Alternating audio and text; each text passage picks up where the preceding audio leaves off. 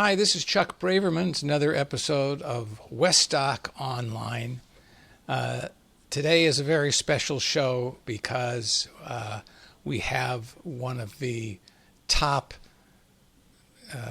preeminent documentary filmmakers, not only in the USA but in the world. And I mean this literally because the films that he's made are all very, very special. And before we begin, I just want to remind you we're brought to you in part by Real Screen Summit, which is coming up in Austin, Texas, January 23rd to 26th. If you're a filmmaker, you want to be there because most of the buyers of most of the major networks and streamers are there, and you can get to hear what they're looking for, and you probably can get to meet them and find out how to contact them. So go to, if you're watching this on Westdoc Online, go to the bottom of our cover page and scroll down and you'll see a Real Screen logo there. Click on it, it'll take you to Real Screen and give you all the information. So it was really a pleasure today for me to be having a conversation with Brett Morgen. And well, let's say hi first. Brett, how are you doing? Hi, I'm great, Chuck. Yourself? I'm much better than the first time that we tried to record this 3 weeks ago when I ended up in the emergency room and had to have some minor surgery. And here we are 3 weeks later. And since then, you've put on a lot of frequent flyer miles, I'm guessing, promoting your film, which is opening up all over the world. The latest film called MOONAGE Daydream, all about a young man by the name of David Bowie, who we all know. And the fact of the matter is, which is really interesting for me, most of the films that I see online, I get links to. But when I saw your film was coming out, I immediately got in touch with the right people. And I went to a screening room where I actually went with my son, Max, who's an audio mixer. And we're so glad that we got to see it in a screening room. I don't know, was that Raleigh, was that surround sound or Dolby or what was that? That's Dolby Atmos. And, I've had the opportunity to see the film in so many environments this summer since Cannes, and they are not all created equal. That's for sure. Right now it's playing at the Chinese Theater in the IMAX room, and I've never seen, I called Paul, our mixer, last night and was like, there were things in there that it's so far beyond what I imagined it was going to be, which was a really wonderful kind of opportunity because I thought before I went in there that it was going to kind of elude me. Well, I'm thrilled that it's playing at the IMAX Theater. And what you probably don't know about me is that I used to call myself an IMAX freak, and that is because I was introduced to the first versions of IMAX in Montreal, and I almost hate to say this, but I was at Expo 67 when they were having these 3-screen stuff, and I was hanging out at the National Film Board and met a lot of these people. And then at Expo 70, I think they had their first more commercial version of IMAX. And then later in the 90s, I was a senior vice president at Sony New Technologies and worked on 3D IMAX films.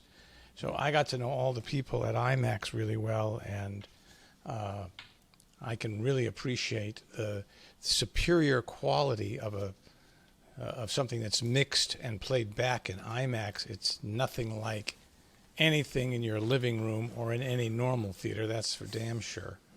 Yeah, and they've also been so supportive of nonfiction, from the beginning. I mean, it predominantly and traditionally was a nonfiction outlet, and John Turner, who runs the documentary division right now, and Jason Richmond, who runs the music, and Megan Culligan, the president of the company, have a really strong commitment to nonfiction. And as they showed through their support of MOONAGE, which is kind of an unusual movie for a global IMAX day and date launch, and I think that they were really excited by how the audience has received it in their space and eager to do more. So let's take a look at the trailer. Are you there, David?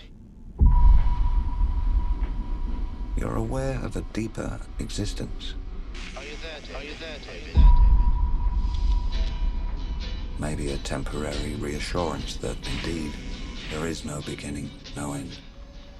And you find yourself struggling to comprehend a deep mystery. This is ground control to Major Tom. You've really made the grade. And the papers want to know whose shirts you wear. Ever since I was 16, I was determined we'd have the greatest adventure that only one person could ever have.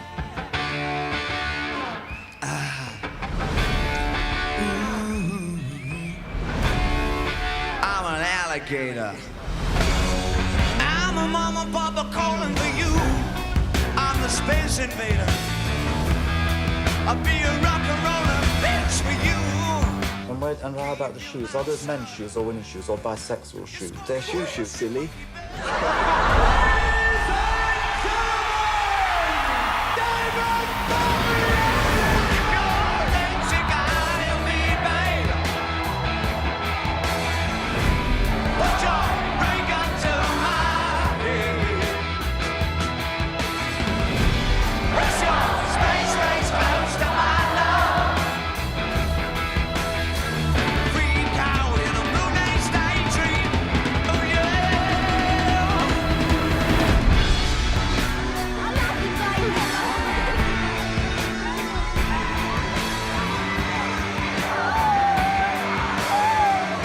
What's your fantasy? Bowie. So, having seen the film, Brett, and actually having read and listened to you on several other interviews, you do say that this really isn't a documentary, don't you? You call it more of an experience, or what do you call it? Well, it is a documentary. It's just when we say music documentary, it inherently implies biographical music documentary. And so in terms of positioning the film and managing audiences' expectations, from the moment we've announced it, we've tried to present it as something other than that. Because I think if you enter the film without any kind of filter, just, it's like genre plays such an important role in managing our expectations with art. Generally, we think of it more in terms of fiction, and going back to the Greeks. If you go to a comedy thinking it's a tragedy, you're going to have a kind of awkward experience. And if you come to MOONAGE Daydream without the index, the assumption, just because it's the way things have always been, is that it will be a biographical narrative. And MOONAGE Daydream is designed with a narrative. It's not purely experiential. It's just not a biographical narrative. It opens the door to certain biographical footprints. In a shorter version of that, I would say, and not having read anything or know anything about the movie when I went to see it, I would say it's an amazing psychedelic musical experience that is like a wave that comes over and surrounds you in music, and it's in some ways it's overwhelming because it's so amazing. How much of Bowie do you think was himself in reality versus the showman and putting on a show, when he wasn't on stage or whatever, I mean, like, sorry. Go ahead. You go ahead. I don't think the question I was very articulate, but I think you know what I'm getting at, right? I don't think an artist can divorce themselves from their art, no matter how hard they try or how many filters they present in front of it. It's still going to ultimately be a reflection of them. I think David employed techniques that weren't that dissimilar to Brecht in inviting the audience to participate and, as I said, fill in the blank. But I don't think that gets us further from a truth. I think the question is, how does one separate the identity of David Jones from David Bowie? I think that it's possible to try to flesh out a portrait of David Bowie. David Jones is, he was very careful to guard, but again, as I said, I think that the art inherently reveals the truth, which is why in Montage of Heck, the decision was made to allow Kurt to kind of tell the story of his life through his art, even though it's highly subjective. I think the art is really is a far better kind of honest way to present one story than something that's more editorialized in terms of getting straight to the source. So, yeah.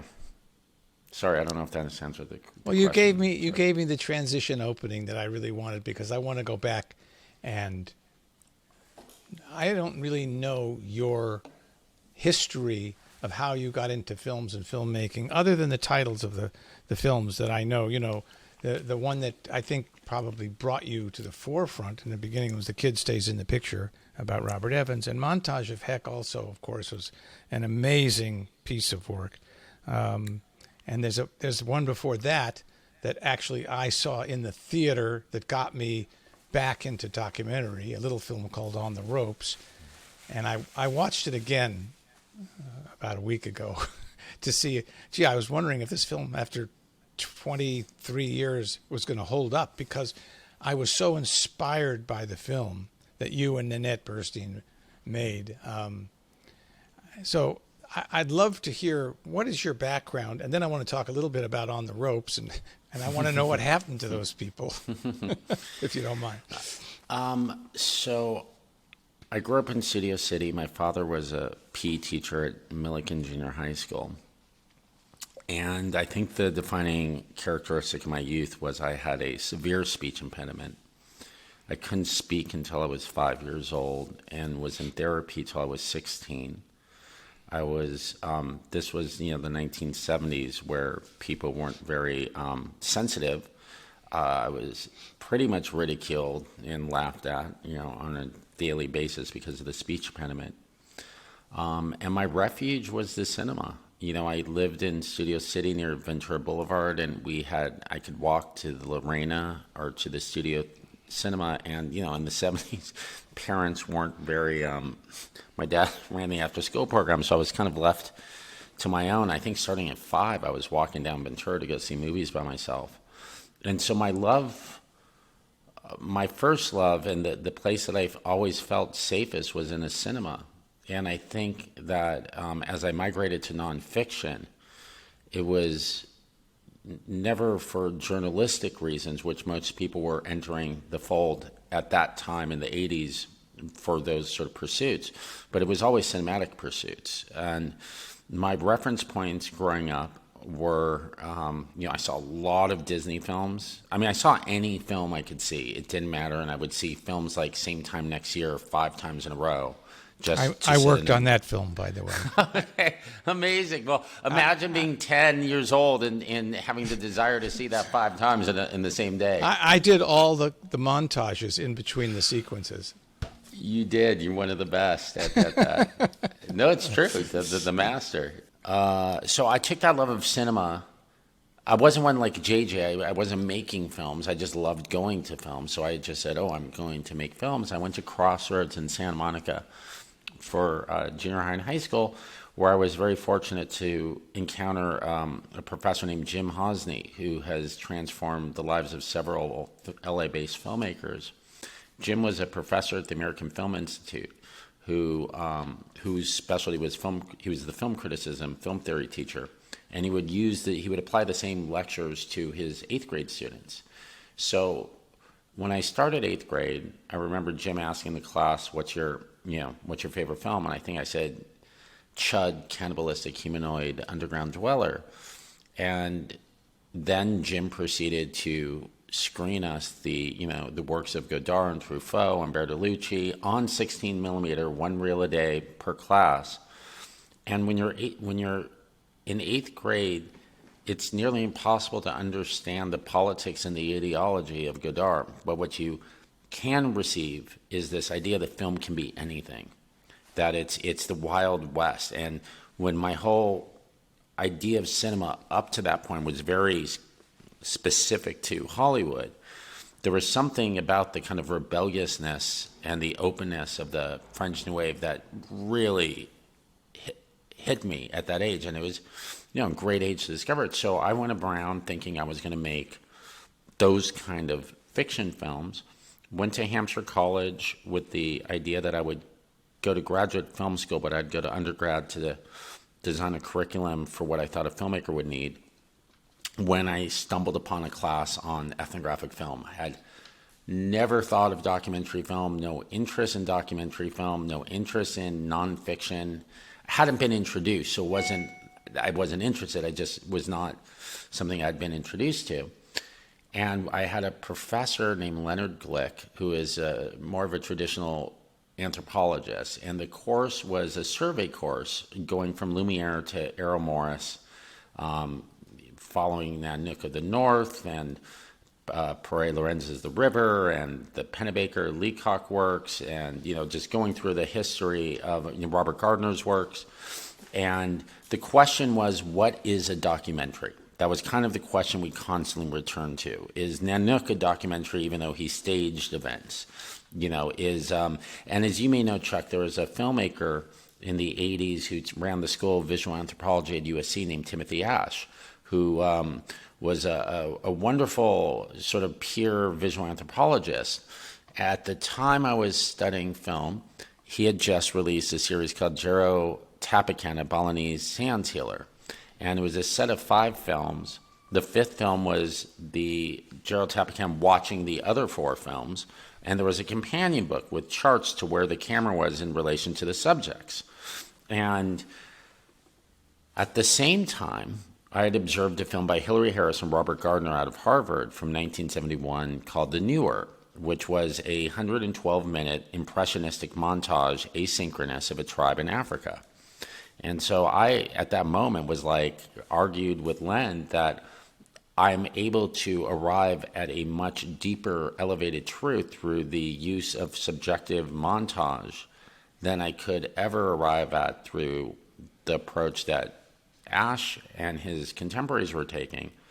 And so that sparked this whole idea of using the canvas of nonfiction to present things that are specific to cinema, that you can't necessarily receive it in book form or in written form. And so that little experience back in '89, I think, is very much why MOONAGE Daydream is designed and presented in the way it is, as something that's sort of not offering facts or traditional sources of information, but something intangible, which Bowie talks about in the film.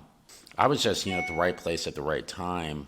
My classmates were Jack Black and Maya Rudolph, and there was just so much creativity, and it was a really special time. And how did you now work your way into, by the way, Hampshire College?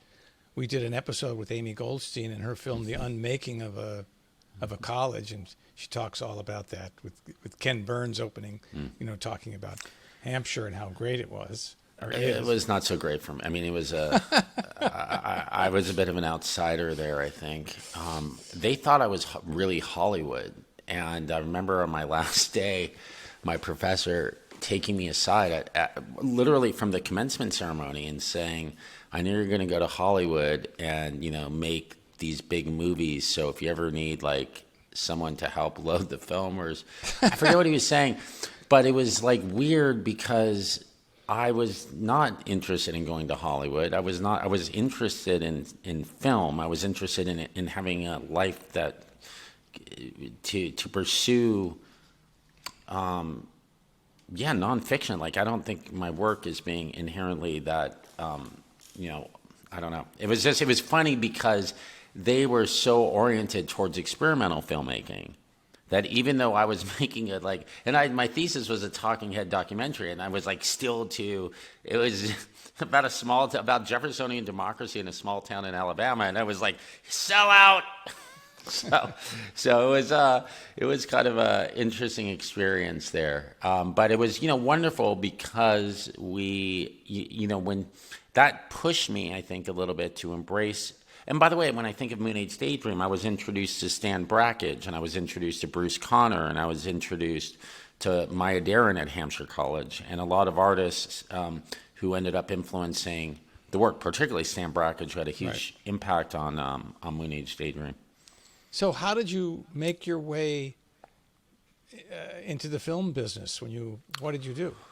So I went to Hampshire knowing I would apply to graduate film school. So my focus wasn't on filmmaking, but sort of, like I said, Shakespeare, mythology, everything but production. I was very fortunate. I got into NYU graduate film school, and the chair of the department when I arrived was Christine Choi. For those who don't know, Chris was the star, or is the star, of the excellent Sundance Award-winning film from this year called The Exiles. Also, more importantly, the director of Who Killed Vincent Chin. NYU is not a school for documentary filmmaking at all. It was absolutely kind of crazy that Chris was the chair because I was the only one interested in nonfiction. Although my TA was Lucy Walker, and Nanette Burstein followed, I think, a year or two later. And Chris hired Barbara Koppel to teach a directing class, and the combination of Barbara and Chris really created such a wonderful environment for me to learn about nonfiction, and they really supported. I was, the only one doing it, and they were way into it. And Barbara hired me to be her assistant camera person, assistant editor. I mean, I used to do everything, tons of work for her, shot for her, and so they were really instrumental in kind of supporting me. But my interests were very different in terms of what. I remember getting into a conversation with Barbara in class about if you had a shot for some. I was just like a young punkish grad film student, but I was like, if you had a shot for something and it looked like shit, would you use it? And she was like, yes, of course. If it worked for the story, I was like, well, I wouldn't. I was like, I would, if it took you out of the story, then it's not. I was very interested in exploring aesthetics in nonfiction and seeing how we can use the medium to bring the subjects to life, or to bring certain truths about the subject. So everything from, when the kid stays in the picture, the movie was all one dissolve. The whole movie is a dissolve until you get to the last reel when Bob's going crazy, and then it's just a series of straight cuts. And so one of the things I've learned is that all of these tools, whether it's a straight cut or a dissolve, how you color grade, how you employ sound, where the sound is coming from, are all indicators or ways that we can access our subjects. And so that's really what excites me in the medium, and I think has from the time I started. So how did you and Nanette get to be shooting On the Ropes? Which I want to add, by the way, is a great movie. I don't remember. I think I saw it through Amazon or Amazon Prime, but it's available, and if you haven't seen it, you should watch it. It's really a great doc, and it holds up like it was shot last week. But how did you get to that? That's great to hear. Nanette and I met at NYU. She was cutting for Christine Choi, and I was making a movie about Oliver North's Senate campaign, or the grassroots support behind Oliver North's Senate campaign. And Chris introduced us, and we started dating. We went out for, I think, 3 years. And during the time we were dating, I was developing a nonfiction adaptation of Friday Night Lights, which I was intending to be my thesis film. And Nanette started boxing at the Bedford Stuyvesant Boxing Center. And she said, I think this would make a really good movie. And I just, Hoop Dreams was such a seminal film in 1994 for several reasons. That to me it was just way too, and this was in 96 that you wanted to do this, and it was like, it's too close in sort of, it's what it was going to try to be. And I wanted to, my sensibilities were even then not very aligned with direct cinema and cinema verite, and I wanted to, sort of launch my career with something more comedic, and I wanted to do Friday Night Lights, sort of, it was just more my sensibility. But Nanette introduced me to the characters and on the ropes, and the story was too good. And even though it was not necessarily going to provide me an opportunity to create laughs or something edgy, it's the classic story where, don't get in the way of a good story. And so we proceeded to shoot on the ropes. Our goal, now this sounds weird, not weird, but you have to contextualize, there was no reality television. So when I say what I'm about to say, this was sort of unorthodox. We had designed that we would shoot it and take everything we knew from fiction and apply it to nonfiction, which wasn't necessarily an original idea. I poached it from Joe Berlinger and Bruce Sinofsky, who I heard say that at a screening of Brothers Keeper, and it really stuck with me. I was like, oh, that's such a good catchphrase. And so we went at it, and we decided to shoot on the ropes in a single camera, but shot reverse shot, and with a really strong commitment to sound design, because we had realized that what we lacked in our visual presentation, we would be able to augment through the use of sound, where once when you get to that stage of a film, we're kind of on the same footing as our fictional cohorts, limited more by budget and our imagination. But, I think we both, Nanette and I, arrived at the idea that people are accustomed to the sounds of boxing through fiction films. And so we needed to really elevate our sound design on it. The story, the characters we lived with them for the most part, lived as metaphorically. We were with them 7 days a week, but we would only shoot 1 or 2 days a week. So we were really tight. And the fact that Nanette and I were in a relationship and we were both workaholics was kind of perfect, because nobody complained about spending a Friday or Saturday night at a bowling alley with our subjects, not shooting, but spending time with them. So when something happened, we were in sync with when and where and how to execute it. So I remember now, actually, I wasn't able to watch it on Amazon. I bought the DVD, and on the DVD, at the end, as was happened before, you had a follow-up. So you had maybe like a 5 or 10 minute film at the end of the feature film, like Where Are They Now? But it was only a year or two later at the most. And if you care to, without it being too much of a spoiler, have you followed up with them at all? Do you keep in touch? Do you have any idea what happened to the main characters? Yeah, Tyrene and George got married and stayed married for about 15 years and split up, I think, about 6 or 7 years ago. Noel Santiago is a wonderful success story. He left the housing projects in Brooklyn, moved out to Simi Valley, worked in mortgages for a while, is now doing training and acting, and has a beautiful family, and has totally pulled himself out of that environment. He's one of the greatest. I don't want to take credit for his success, but I think of everything that's ever happened in my career, that may be the best thing. Being able, because the film had a big impact. He was fatherless, never knew his father, and his mother was a prostitute and on crack. And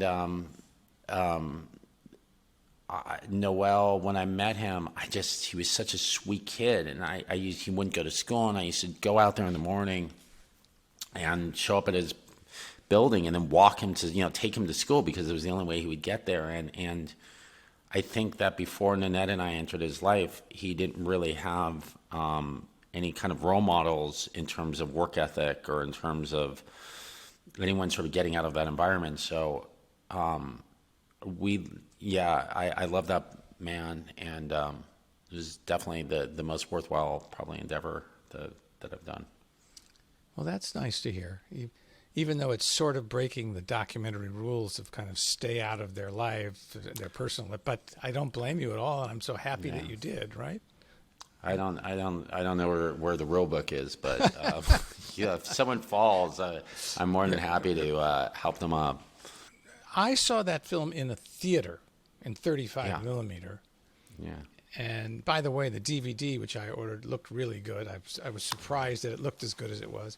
Because I'm thinking back, if you shot this in 97 or 98, I don't think you probably shot it on like Betacam. Beta SP. Yeah. So the transfer looked very, very good. So then what was your next move? Did you make any money on that film? Was it successful? No. Oh, no. I did make no money on anything, really. But where did it end up? Aside in the theater, did it end up on one of the networks? I can't remember.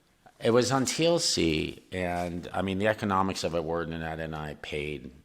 We sold to WinStar at the time, who was a new company, and we sold to TLC that covered the editorial costs, but we paid to go to work on that film. As for the most part, The Kid Stays in the Picture was the follow-up film. I just ran into someone in licensing for Universal, and he was like, "Oh man, I sell that thing all the time." That's one of our best sellers. I was like, "That's great to know, because I got paid $75,000 for 2 years' work and have not seen a penny since." And I know the film was, that's one of those films that I think we got to audit, but. What happened with that was I got a call from a woman named Pam Brady, who wrote South Park, the movie, with Trey and Matt. And when it took off, she had an opportunity to her agents were like, you can pretty much do whatever you want. And she said she loved the book The Kid Stays in the Picture, and she wanted to write a screenplay to help resuscitate Bob's career. And she had this idea that she would write it for free if Bob would allow her to have a documentary film crew follow the process. And so when Pam called and said this to me, I was like, oh my God, it's Sunset Boulevard. Young Hollywood writer moves in with aging Hollywood maverick to help resuscitate their career. I was like, this was a dream. I was like, this is the film I want to go out with. This is everything. And so when I met with Evans, we were going down the road to make that film. This was the year that Nanette and I were nominated for On the Ropes. And in a chapter right out of one of Evans' books, it was the Friday of the Oscars, and Nanette and I were at the Four Seasons doing press. It was a big deal because Tyrene had got released from prison to attend the ceremony. So we were on the cover. She was on the cover of the New York Post that day. And we were doing interviews with 2020 and all these people. And my agent calls and says, I just got a disturbing call from Graydon Carter's office. And I said, what's that about? And he said, well, he claims that he has the exclusive nonfiction rights to Bob Evans' life, and you need to cease and desist. And now this was 3 days before we were starting production, and we'd already raised the budget. And I called Evans up, and I said, Bob, I just got this very disturbing call from my agent. And Bob, and I told him what happened, what he said, and Bob goes, that's a problem. Why don't you come over here, kid, and we'll talk about it. And so I went over to Bob's house, and he basically said, he had given the rights to Graydon Carter a couple years ago, never thought anything was going to come of it. But at the end of it, he's like, I'm so sorry. And Bob was the type of person who could really sort of screw you over like that. And you'd be like, don't worry about it, Bob. It's going to be fine. And you walk out there with your head going, what just happened? Like, and so Nanette and I left, and with our heads sort of like scratching our heads going, wait, did we just lose the film that we've been developing for 8 months? And I went to my apartment to pack up for the weekend, and the phone rings, and I pick it up, and I hear, how fast can you get over here, kid? And I was like, I don't know, Bob. I'm in Van Nuys. He goes, Graydon Cutter's here. He wants to meet you. Get your ass over here. Click. And so I race over Coldwater. I feel like I'm in, the 29th chapter of his book. And Graydon tells us that he wanted to do the Kid Stays in the Picture. We explained what we were going to do. And he said, why don't we just join forces? We'll do the kid first and the Pam Brady one afterwards. The end of the story, we start making the Kid Stays in the Picture, and the more I get to know Evans, the clearer it is that there is no way he would ever participate in a cinema verite documentary as we had intended to. So one day we're sitting in his screening room, and I go, Bob, you weren't ever going to do that film, were you? And he goes, not at all. And I go, well, what the fuck did you tell? Why didn't you tell us? And he goes, well, look where it got us. And that was Evans. I think that really summed him up. He might not have known. He knew where he wanted to land. He may not have known. He kind of might have stumbled in there. But, yeah, so that was the Kid Stays in the Picture was birthed. And that was a really exciting opportunity for me to have a discourse about some of these ideas that came out of Hampshire about what is a nonfiction film and what is objectivity. And that film was very much made as a dialogue, I think, within the documentary community about those ideas of subjectivity. And because Chuck, as you know, at that point, this was a very unorthodox idea to take one person's voice and bake a whole film around them. My only reference point was Marlena, the Max von Sydow film, and maybe some Chris Marker stuff. There might have been some other films, but I wasn't aware of them. And I still think that line at the beginning of it, which we took from Bob's book, there are three sides to the story: your side, my side, and the truth. Memories shared serve each differently. Was written with like a sword, if you will, to sort of bring this conversation to the forefront, that there's other ways to arrive at truth. And I think that the Kid Stays in the Picture illuminates the fact that whatever your feelings are towards Bob, if you're sort of find him offensive, you will find what you find offensive in the film. And if you celebrate him, you will find that in the film, because I think the film is a very good mirror of my experience with Evans, at least. And I think that's it's sort of like a primary source in a way. My memory of that film is that it was also very successful, and it must have been a huge bump for you. Yeah. No, we did. No? When it opened, we broke the existing record for per screen average for a documentary at 25,000 per screen, which we were elated. I remember it was the weekend of Nanette's wedding. We were up in Buffalo, and we just were like, "Oh my God, this is it! This is the moment!" And then Focus expanded it on the second week to like 60 markets around the U.S., and it was like the coast. New York and LA were kind of on their own beat, and it didn't hold up in St. Louis that weekend. And we learned the bitter pill of distribution that by like noon on Friday it was over. Like it was like, wait, but they haven't opened up tonight, and they're like, no, there's only two. The weird metric that studios can do where they know from the first showing. There's only one person in there, and if there was three people in there, then we would know it was going to be a hit. But anyway, so it did really well, and then later that year, fortunately, Bowling for Columbine came out and just obliterated the landscape for theatrical nonfiction and really opened up the floodgates. And where did it end up on television? Montage. We sold the kid to Bob. Sold the kid, I should say, to HBO, to Sheila, which is where I think all my films have ended up, except for Jane. Yeah. So Sheila picked it up, basically, right? Yeah, Sheila bought it. Sheila bought it after it was made from Bob. Bob also sold the DVD rights to Warner Brothers for over $2 million. Like it was crazy. This was right when DVDs came out, and I can only say this because, as I said, I've yet to see a single penny from that or really. Well, why any is of that? Weren't you a part owner of the film and entitled to? Not really. Nanette and I think split 7%. I mean, we were just so naive and happy to be engaged, and Focus wouldn't allow us to enter the DGA because we weren't already part of the DGA. Even though we had just won the DGA award, they just, they knew they didn't have to honor it because we weren't in it. So I'm not complaining. It's I think that back then and I'm sure you probably did the same thing, Chuck. I looked at, I didn't make documentaries to make money. I had other avenues. I would direct commercials or branded content, and I always expected with the nonfiction film, they were really more like art projects. And I was just, basically trying to survive, get through.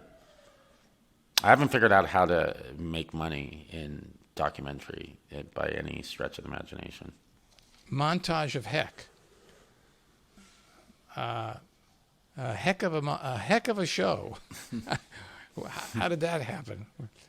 Courtney Love approached me in 2007 and said that she had a treasure chest of artwork from Kurt, and that most people only knew Kurt as a musician, but that he had this incredible art and that it might work as the basis for a film. And so that was the kind of starting point. The next 5 years were really kind of, I think, crazy in her life, and her daughter ended up getting emancipated during that time. And by the time I was able to secure financing, they were emancipated, and I was asked to go meet with Frances. Courtney longer had any involvement.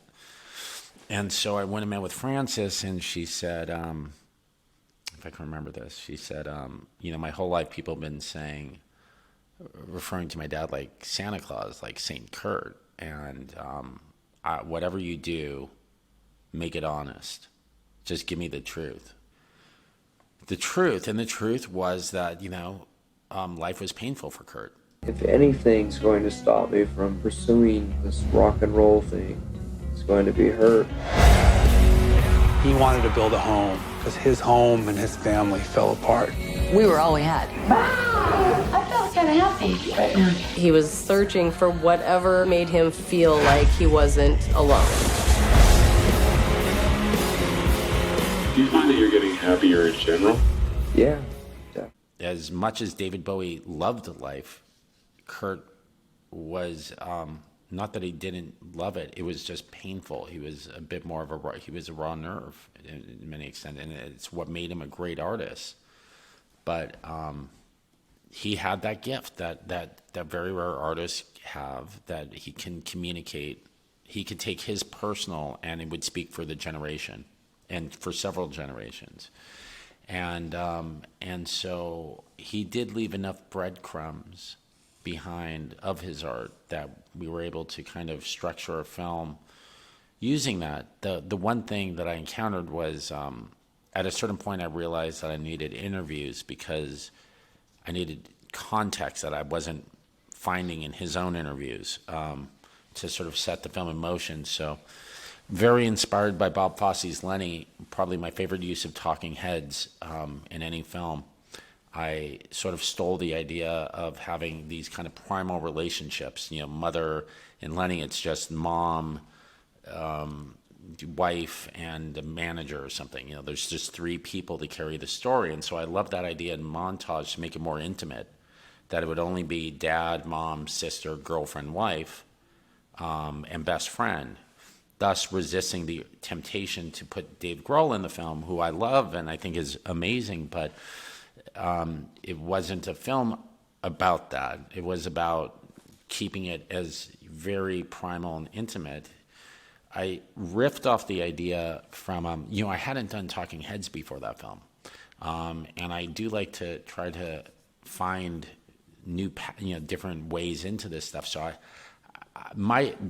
it's not even a contribution. I lifted it, I think, from Lenny, but one of the ideas I had was I wanted all the interviews to feel that the subjects had been sitting there for hours, pouring their hearts out, so that it goes day into night, which is what they do in Lenny. It starts off and everybody's in the day, and at the end of the movie, they're in the shadow. So we introduced that idea, which is really difficult unless you've already edited the film. And fortunately, we had already edited the film, and I knew where I was going to slot the interviews in. And when Kurt's mom would talk about something towards the end of his life, and I was lit for Morning in America, I'd have to, stop the interview and say, Wendy, we're going to come back to that, but I'm going to have a different lighting setup for it. And I do like how that worked out in the film, that it doesn't call attention to itself. But, by the time you get to the very end, and everyone is in the shadows, it's the appropriate light as opposed to one size fits all, which I was sort of reticent to do. So, yeah. What a great story. I have to go back now and look at that film again, which I should have done before this interview, but I was too busy being in the hospital. But I'm... Of course, I think you got a good excuse. Let's talk about you for a second. Now, I listened to a bunch of your interviews and all that, and the one thing we haven't talked about here is I know you had a heart attack in the making of this film, and do you want to talk about that at all, or do you want to? Yeah, how did that happen? I've talked about it a lot. It's like it's funny because sometimes I'll be doing on the Bowie tour, I'll be doing like a radio thing where I know I have to be really quick, and so then it'll come up like, yeah, so I had a heart attack, and then I was in a coma for a week, and then I blah, blah, blah. And it's like it's so brazen. But I felt that when it comes to Bowie, I did not want to do any press. I didn't want to do any interviews. I was determined to let the film speak for itself and to never explain anything. I mean, very Bowie-esque of me. I was somewhat altruistic in that I really, my health wasn't, got sort of messed up a little bit doing the Jane tour, and I just really wanted, the whole time I was making Bowie, I just was like, I'm never going to talk about the film. And then it came down to launching the film, and Neon said, we need you to go present it at CinemaCon. And I said, no. Bill Gerber, our EP, went to do it, and then they called me 2 days beforehand and said, no, you have to do it. You're the filmmaker. So at that point, okay, so now I'm going to talk about the film, and I said to them, so if I'm gonna do press on this film, I'm gonna be talking about my heart attack. And I understand. They were like, can you hold off on that? I don't think that's what we want to lead with at the premiere of Cannes. And I said, well, I can't talk about MOONAGE Daydream without talking about what it is. And what it is, in many ways, it ended up becoming a response to my health issues. And I just said, what am I gonna, it's like 5 years from now, I'll tell people that everything I said during the promotion of MOONAGE Daydream was bullshit, and that because that's the truth. So the story is, I was doing a pilot for Marvel. I left the production office at Prospector Thursday night, must have been the January 5th, 7 o'clock. I was heading to the Silent Film Theater on Fairfax to moderate an Academy screening for the film Tower. I showed up. The publicist said, can I get you anything? I said, no, I'm good. Went to get some popcorn, and while I was in line, I started to have a heart attack. I went back to my seat in the front of the room, at which point Keith Maitland, who I'd never met, came up to introduce himself to me. He was like, hey, Brett, thank you so much for doing this. And I was like, I get that. And I was literally having a heart attack in that moment, which is just very obviously insane way to meet someone. Being in a room with 150 documentary folk, I did not want to collapse in that space. So I somehow managed to get outside the building. Someone called EMTs, and fortunately we were 2 or 3 minutes from Cedars-Sinai, and I flatlined in the ER. Because I'm not a small person, they used the defibrillators to resuscitate me, really beat the crap out of me. And a few days later, I don't know how many days, I woke up from a coma, and the first words out of my mouth were, "I need to be on set." And the doctor said, "You're not going anywhere." I go, "No, you don't understand. I'm shooting this really important pilot for Marvel. I need to be on set on Monday." And I ended up pulling the plugs out on Tuesday, 3 days later, and going to ABC to do casting on something that I couldn't care less about. I mean, I'm not interested in Marvel, and I wasn't really interested in scripted, so I don't know why I was willing to sort of orphan my children over it. But that's, my life was out of control and had no balance, and I'd always been a workaholic, and unfortunately allowed the sort of work or the way the work was received to impact how I viewed my life and my self-worth, and which is something I've had to learn to overcome. So anyways, it was from that vantage point, with recovering from the heart attack, that I started to listen to Bowie. And I was not expecting, I knew he was going to talk about his work, or he's a great artist, but suddenly I was overwhelmed by his generosity and by the way he approached his life, the balance and the way he steered through it. And at a certain point, it seemed very clear to me that he was offering a kind of roadmap for how to lead a more balanced and fulfilling life.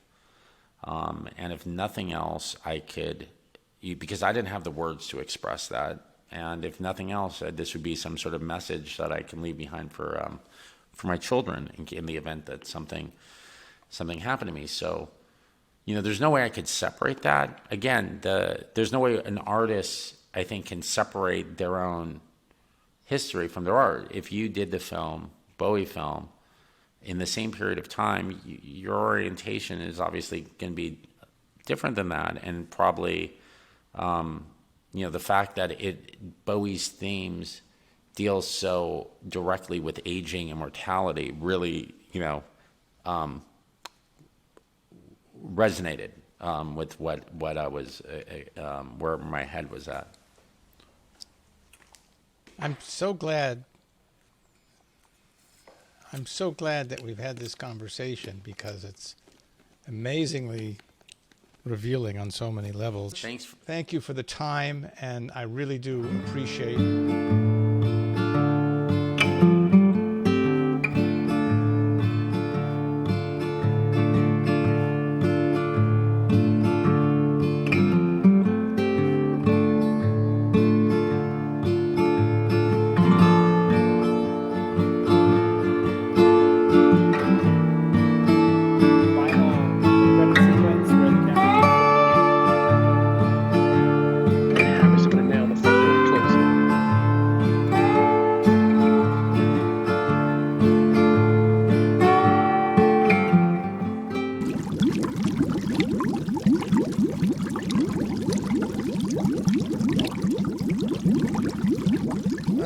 going to do the show, I went into my, database, and I found this on like a drive in a closet in the back, and just transferred this out.